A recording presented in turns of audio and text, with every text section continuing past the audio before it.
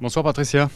Bonsoir Justin Schmitt et bonsoir à vous tous. Merci de nous être fidèles chaque jour sur Monaco Info, y compris le dimanche pour ce best-of de la semaine. Une semaine marquée notamment par les beaux débuts de l'ASM FC en championnat de Ligue 1, après un tout premier match victorieux avec la manière 4-2 face à Clermont, ce qui a réjoui les supporters au premier rang desquels le président Laurent Maire. Cette semaine du 15 août a été aussi synonyme de long week-end. Il y a eu du monde à la collection des véhicules du Prince. Et nous avons fêté Marie. L'abbé Venard est venu nous apporter son éclairage sur cet événement qui réunit les chrétiens. Le chef de Monaco, mais qui officie au Château Eza, Justin Schmitt, nous a raconté son beau parcours qui l'a conduit jusqu'à l'obtention d'une étoile cette année. Franck Phillips, notre consultant automobile, a levé le voile sur le programme du rallye Monte-Carlo 2024, alors que le président de l'Union des commerçants dressait quant à lui un bilan satisfaisant des soldes d'été. C'est le best-of de la semaine. Globalement, les soldes se sont bien passés. Nous avons eu un début de solde, on va dire même qui s'est très bien passé. La longueur a fait que sur la fin, on peut imaginer, ça s'est un petit peu émoussé. Mais globalement, c'est une bonne saison de solde. Carlo a été depuis maintenant pas mal de temps un point positif pour tous les commerces de la Principauté. Nous avons engagé avec le gouvernement évidemment un partenariat qui a permis de maintenir Carlo et qui va le durer dans le temps, ça va vraiment se développer. Ça a été un plus, ça a permis à des gens qui peut-être voulaient aller dépenser en dehors de la Principauté, de se dire ben non, j'ai du crédit sur ma carte Carlo, et ben je viens le redépenser en Principauté. Nous avons voulu sensibiliser les adolescents à la cause des femmes et surtout leur montrer qu'à Monaco s'était aussi construit grâce à des femmes qui ont joué un rôle capital et mettre en avant des institutions en lien avec les femmes. L'idée, c'est de leur montrer vraiment la richesse de la Principauté, mais on aborde un certain nombre de sujets où Monaco s'est avéré être un précurseur, particulièrement dans le domaine du sport au féminin. Ça renvoie véritablement à une prise de conscience qu'il y a un décalage profond entre l'utopie, l'idéal incarné par des petites filles, des jeunes filles, des jeunes femmes, et la réalité.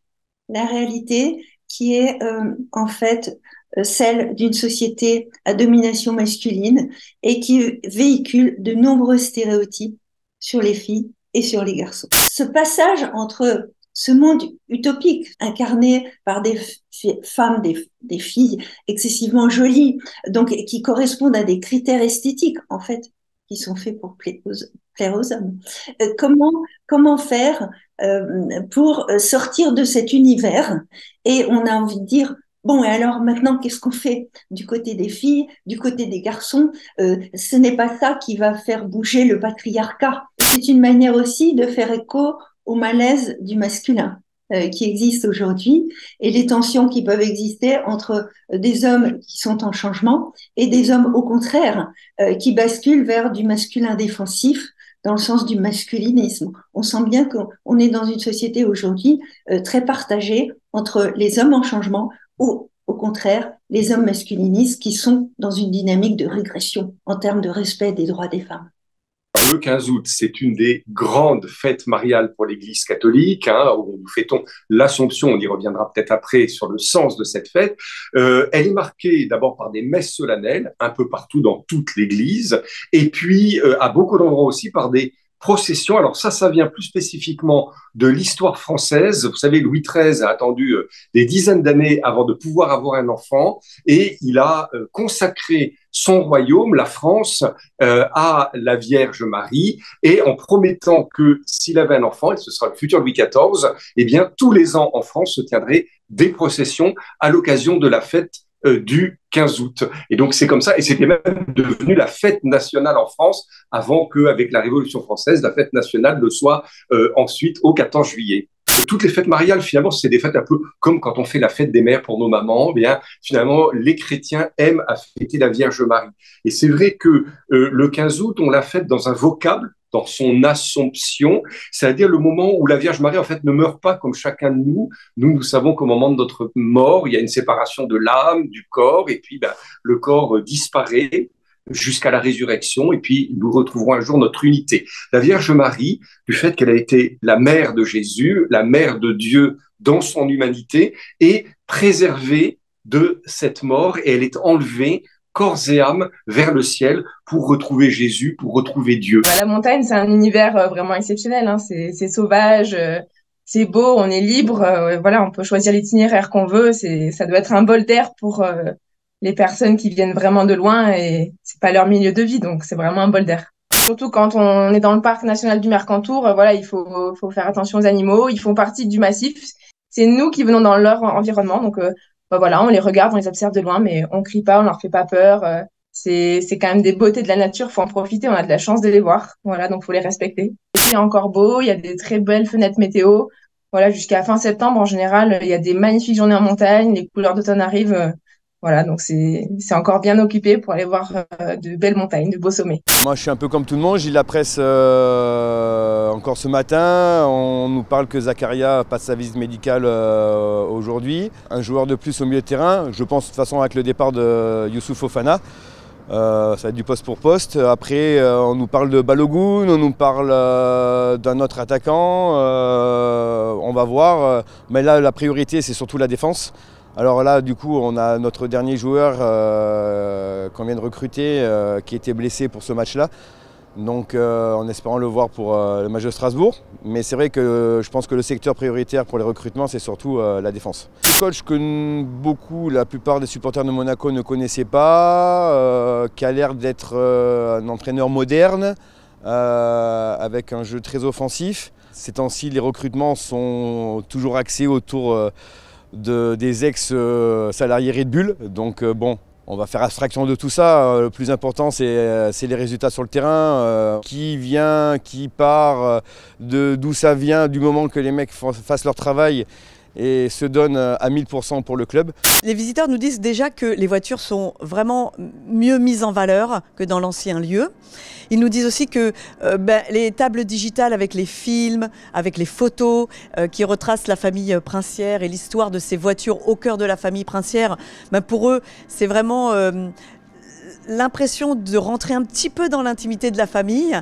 Donc ça, ils sont enchantés. Et puis par toutes les vidéos aussi et les petites films qui sont autour du Grand Prix de Monaco ou du rallye de Monaco sur la mezzanine avec les voitures de rallye et les voitures de F1.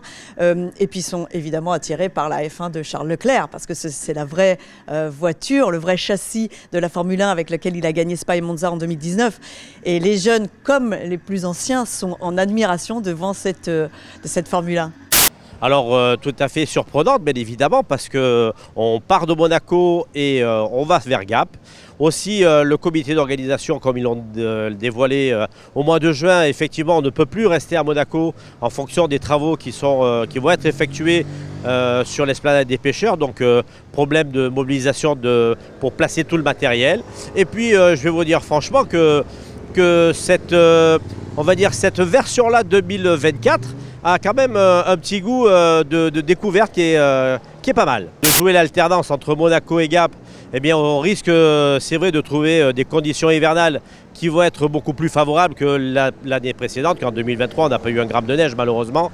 Et il est évident que cette année, en ayant l'espoir de retourner vers Gap, on puisse retrouver des conditions hivernales qui sont chères à Aurélie de Monte-Carlo. Eh bien, nous avons une spéciale de légende qui s'appelle donc cette année Thouars Saint-Géniez, qui a été effectuée pendant plus de 30 ans dans le sens inverse. Et là, on va voir un petit peu ce que ça va donner parce que cette spéciale, pour en avoir vécu les frais, est quand même un juge de paix. Alors, en début de course, c'est un peu chaud quand même. À l'âge de 12 ans, j'étais déjà décidé à faire le métier. Puisque j'avais un grand-père qui était dans les Yvelines et déjà dès mon plus jeune âge, j'étais sensibilisé au jardin, je cueillais les fruits avec lui, je plantais les légumes. Et je pense que ça m'a beaucoup sensibilisé au métier. Et en fait, c'est devenu quelques années plus tard, en regardant à l'époque l'émission de Bon Appétit, bien sûr, avec Joël Robluchon. Et j'ai commencé en fait à réécrire les recettes et à les refaire à ma mère et mon frère.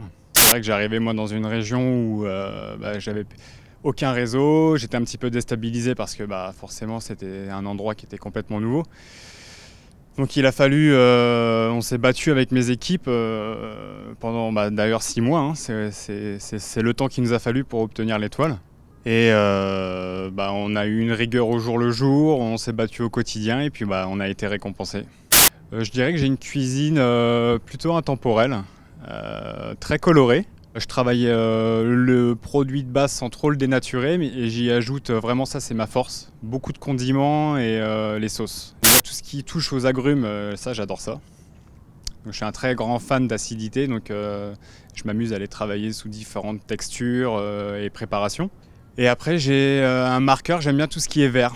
Voilà, on retrouvera toujours une petite touche de vert dans ma cuisine, donc ça peut être des huiles infusées, les légumes, des herbes. Parce que notre force ici aussi, c'est qu'on fait beaucoup de cueillettes sauvages autour de Èze, des fleurs, des herbes, tout le long de l'année. Bien entendu, à terme, moi, ce serait de venir ouvrir mon restaurant sur Monaco ou du moins de venir y travailler.